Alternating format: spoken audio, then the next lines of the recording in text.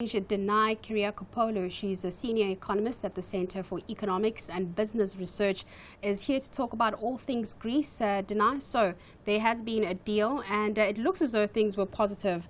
Is this just short-term relief in the long term? Is there still very high risk with regards to this deal?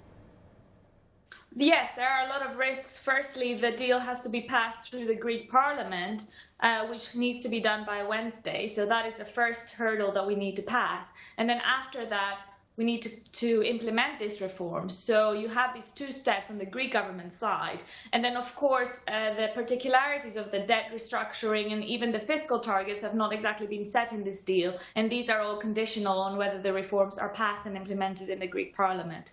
So there are some risks ahead still. Hi, Danae. Looking at the deal, I mean, obviously, if it gets passed, it's one thing, but is this a sustainable deal? Is this a final solution in terms of the Greek situation, or will we be back here again in a year or two discussing a further rescue package for Greece? I wouldn't completely exclude the possibility that we'll be in this place again a few years down the line. I think the reforms themselves are actually quite positive for the Greek economy if they get implemented. There are reforms that were proposed in the first place, in the first bailouts as well. Well, of course, we didn't see these working very well the first time. I think a critical thing that is missing is the debt restructuring or debt relief. So I wouldn't put any bets on it yet until I see what happens with the debt restructuring, which is something we'll see after Wednesday.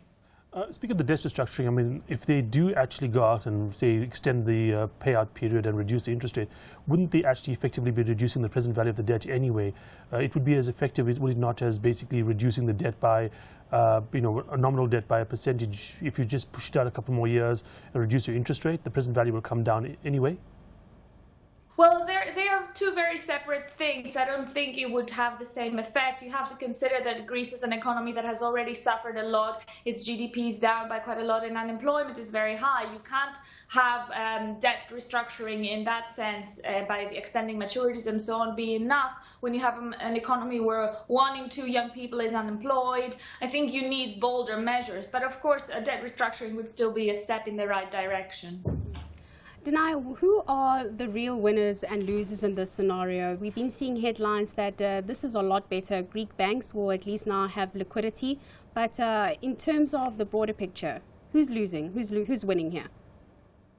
I think everyone is losing a little something. I think we shouldn't have gotten to that place in the first place. It's a very worse place to be than where we were in the beginning of the negotiations. The Greek government on its side has, of course, lost a lot.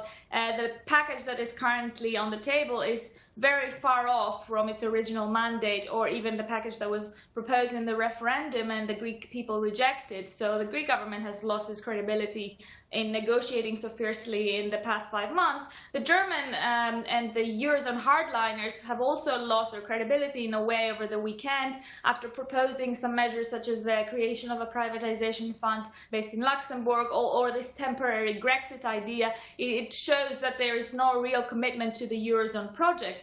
The IMF also lost a bit because it was saying that it wanted to have the debt relief in the package, and that's not in the package now. But of course, the biggest losers are the Greek people that keep suffering the consequences of these fierce negotiations that have not really led to a better deal.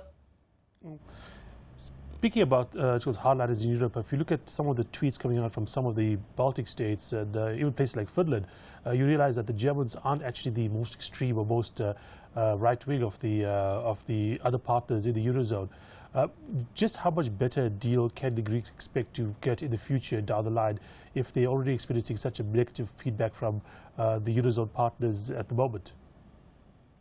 Well, there are some Eurozone partners that are facing harder living conditions than Greece, and that one may say that they have a right to raise the question of why they should be subsidizing Greece when they have a lower GDP per capita themselves. But of course, you have to remember that GDP per capita is not the only thing to look at. Greece is an economy that is operating way below its potential. We have 60% unemployment among the youth. That's not a sustainable condition. It means that the economy can do so much better. And I think that's the thing we should be looking at rather than just relative living standards.